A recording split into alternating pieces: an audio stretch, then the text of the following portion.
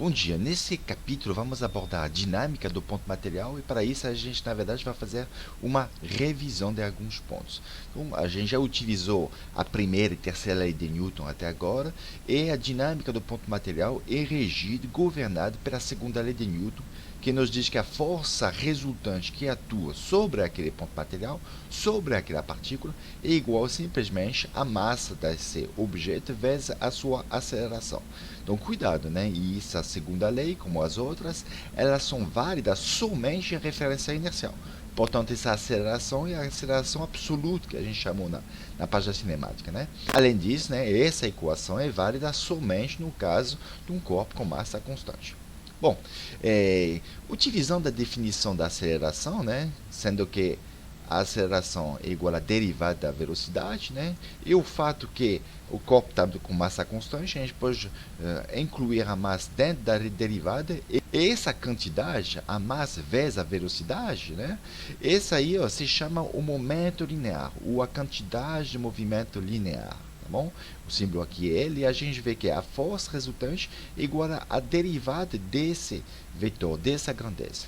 E, na verdade, Newton, quando apresentou a sua segunda lei, apresentou dessa maneira. Ele falou que a taxa de variação do momento linear é igual à força resultante que atua sobre o objeto.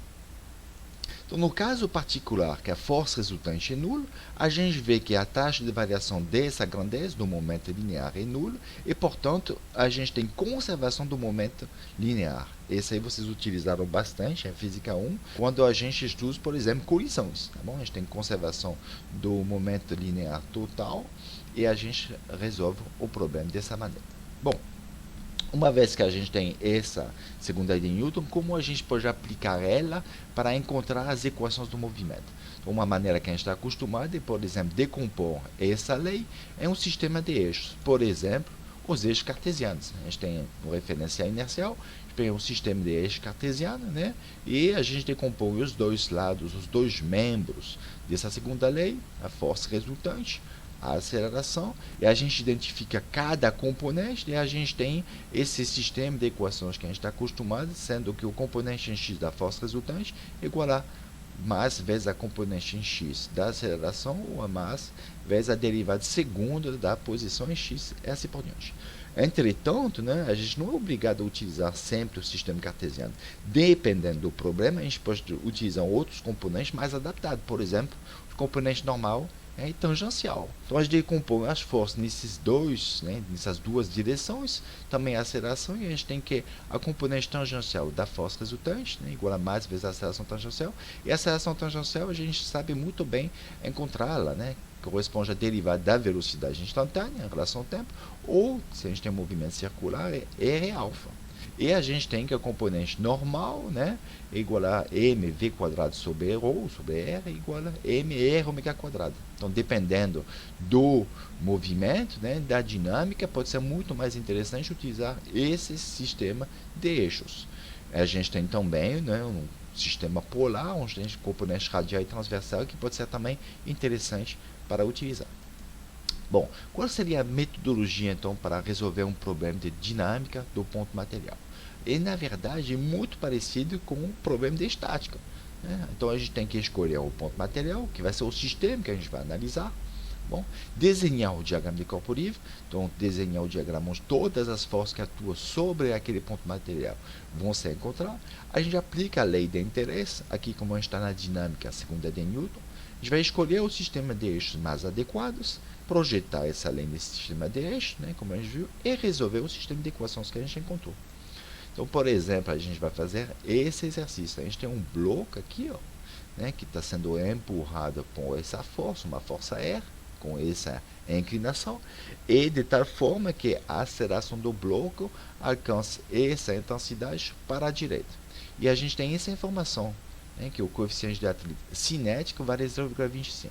Então, primeiro vamos rever, né, algumas informações sobre a força de atrito que vocês sabem muito bem, que conhecem bastante bem, mas ainda tem algumas dificuldades.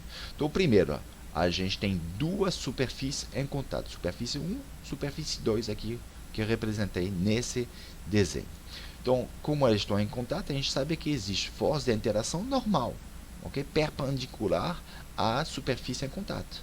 Ok? Geralmente a gente chama isso normal de N. E cuidado, né? Aqui, ó, é a força normal que a superfície 2 faz sobre 1. Então, essa força eu desenhei em azul porque ela atua sobre a superfície 1, sobre o corpo 1. E a gente tem ação-reação, né? O corpo 1 faz sobre o corpo 2 uma força, que também é uma força de contato, uma normal, né? Que vai ter mesma direção, mesma intensidade, mas sentido oposto.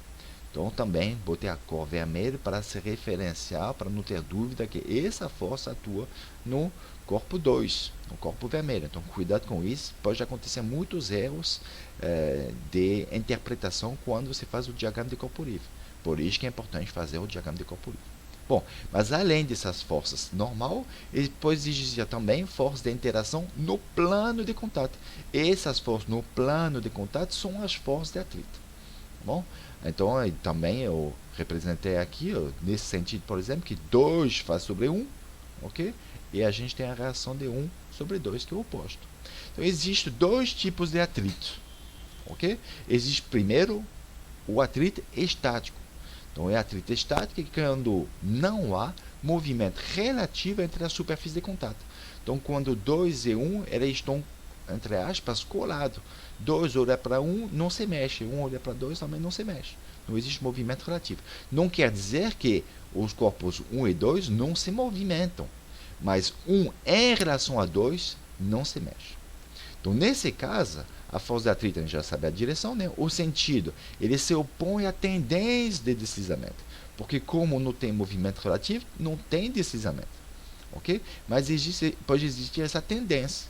Então, por exemplo, para a gente ter mais uma ideia melhor, né? Imagine que a gente tem essa força de tração T que atua sobre o corpo 1. A gente ainda está em estática, quer dizer, não tem movimento relativo. Mas como o corpo 1 tenderia a deslizar em relação ao corpo 2? A gente vê que o corpo 1 ele tenderia a o quê? Deslizar para a direita. Né? Então, o 2, olhando o corpo 1, o corpo 1 tenderia a deslizar para a direita. O que vai fazer? Vai fazer uma força de atrito se opondo a essa tendência. Então, 2 faria uma força de atrito sobre 1 que aponta para a esquerda. Porque 1 tenderia a se deslocar para a direita.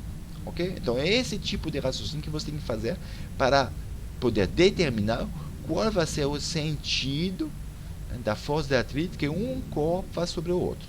Então, você se coloca na posição daquele corpo, você olha para onde tenderia a se deslocar o outro corpo e o sentido vai ser o oposto. Bom, e aí na intensidade também tem algumas dificuldades ou alguns erros que acontecem quando vocês resolvem o exercício nessa força de atrito estático. A intensidade dessa força de atrito estática é um valor, 1, 2, 3, na verdade é um valor suficiente para que o corpo ainda está em estático, ok? Que não tenha movimento relativo. Agora, ele não tem um valor infinito, ele é um valor suficiente até um valor limite. Esse valor limite que tem essa fórmula, μe, coeficiente de atrito estático, vezes a normal. Bom? Então, essa aí é somente um valor máximo possível. Mas a intensidade da força de atrito estática pode ser de 0 até esse valor máximo. Bom? Quando chegar nesse valor máximo, o que a gente chama que a gente está na iminência do deslizamento. Vai começar a deslizar. Bom, e a gente tem o outro tipo de força de atrito, que é o atrito cinético. Aí, nesse caso, quando há movimento relativo entre a superfície, quando há deslizamento. Então, o sentido dessa força, né, de atrito, ela se opõe ao deslizamento, porque tem deslizamento, e a sua intensidade basicamente constante, né, pode ser considerada como constante, e vale o coeficiente de atrito cinético vezes a normal. Então, uma vez que a gente reviu essas características da força de atrito, vamos poder analisar esse problema. Bom, então, primeiro, né, escolhi o bloco como um ponto material, diagrama de corpo livre, ele tem todas essas forças atuando, a força R, o peso, não esquece, está a normal e a força de atrito. Okay? Como tem deslizamento, é a força de atrito cinética. A gente aplica a segunda lei de Newton, aconselho você sempre a escrever ela na forma vetorial, né, como na forma da lei, então força resultante descreve todas as forças aí olhando o seu diagrama de corpo livre, é igual a mais vezes a aceleração do bloco. Aí depois você vai projetar em relação a alguns eixos. Então a gente escolheu esses eixos, né, x e y, horizontal e vertical. Coloco do lado do seu diagrama de corpo livre esses eixos com sinal positivo para você não errar quando você vai projetar. Além disso, o leitor vai poder entender o que você está fazendo. Então em x a gente tem r cosseno 30 positivo, mais 0, menos fc, é igual a ma. Você sabe que o bloco só vai se deslizar na horizontal, então a aceleração vai ter somente componente horizontal. E como a força de atrito cinética, a gente sabe que Fc é igual a μc vezes n. Então a gente precisa determinar essa normal.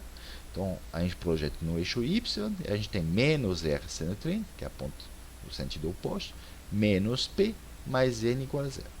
Então, substituindo as informações que a gente obtém esse sistema de duas equações, duas incógnitas. A gente tem a força R e a normal que são incógnitas. Então, a gente resolve esse sistema de equações e a gente encontra que a força R, para ter aquela aceleração, tem que ser igual a 535 Newton. Bom, esse aí é outro exercício, mas que eu vou resolver em um vídeo separado. Então, a gente tem esses blocos aqui, A e B, com um certo peso, né, uma certa massa. Eles partem do repouso. Né, para facilitar o tratamento, a gente considera que não tem atrito aqui, né, nem aqui, mas aqui nem tem contato. Bom, e a gente quer determinar a aceleração de cada bloco e a tração na corda, ok? Nessa corda aqui. Bom, então, como a gente tem um movimento vinculado, né, dependente de A e B, a primeira coisa vai ser reescrever as relações cinemáticas que relacionam esses dois movimentos. Depois a gente vai analisar a dinâmica dos blocos separadamente. A gente vai combinar essas informações com as relações cinemáticas para resolver o problema. Bom, esse aí é um outro problema interessante para vocês resolverem, né? A gente tem um bloco B que está em cima de uma cunha, eles partem do repouso, tá bom? A gente vai desprezar os atritos sobre cada superfície para ser mais simples, e você tem que determinar quando larga o bloco B, né? Ele vai descer, a cunha vai no outro sentido, então a gente tem que determinar a aceleração da cunha A e a aceleração relativa de B em relação à cunha, ok?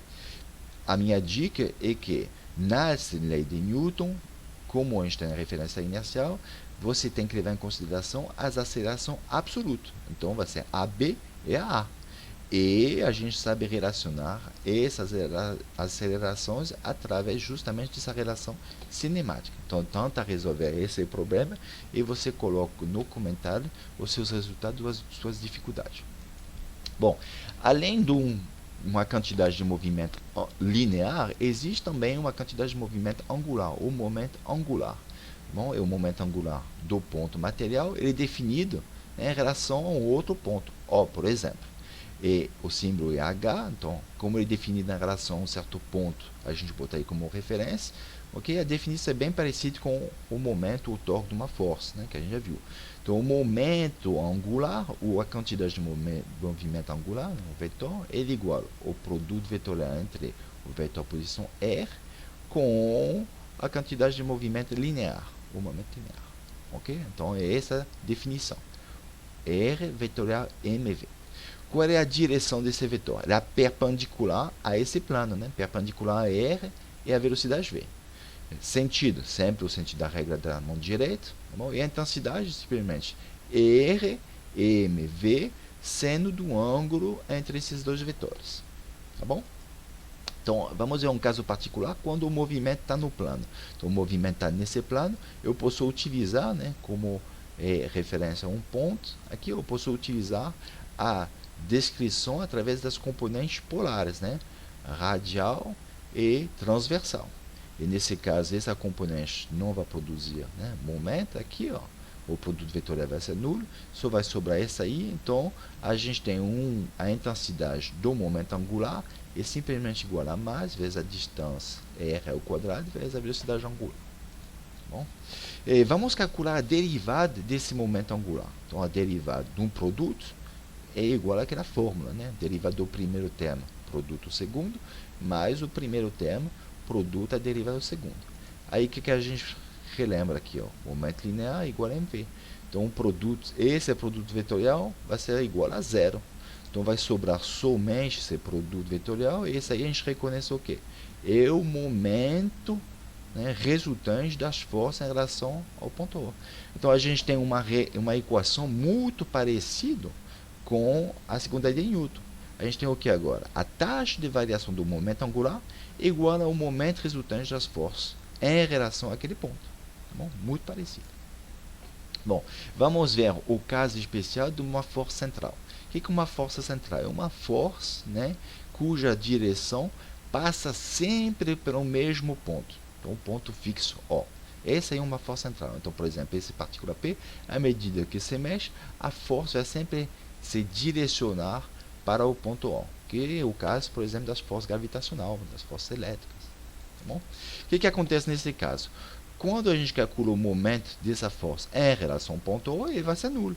Então, portanto, a taxa de variação do momento angular sempre vai ser nulo, porque esse aí a gente lembra no slide anterior que é igual ao momento resultante. Cada momento é nulo, vai dar zero. Portanto, nesse tipo de caso, quando a gente tem uma força central, o momento angular ele é uma constante do movimento, ele se conserva. Bom, já que ele se conserva, né, o momento é um vetor, a gente sabe que essa direção é perpendicular ao plano definido por RV, como é constante, esse plano definido por RV não muda. Portanto, o movimento do ponto material ele está restrito a esse plano. Então, o movimento planar. E como a gente acabou de ver, no caso do movimento planar, o momento angular é simplesmente igual a essa aí, que é uma constante. Então, essa grandeza aqui é uma constante do movimento. É assim que se encontra as leis de Kepler. Obrigado.